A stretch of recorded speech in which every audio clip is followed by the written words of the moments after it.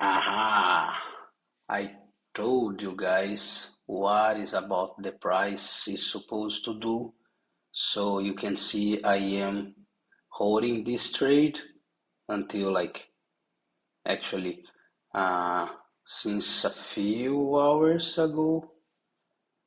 So as I said in the last video, we can see that we had a breakdown, this short movement.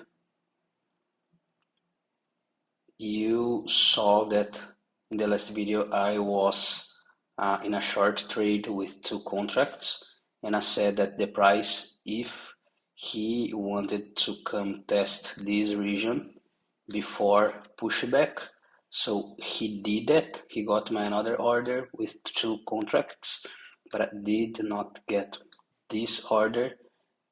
Anyhow, the movement did the precise way that I have mentioned earlier. So here's a breakdown. Here's a new test for a pivot and coming to test this region again. Actually did not get my order yet. However, it will definitely do that in the next, I don't know, few minutes or the next candle, the next hour maximum.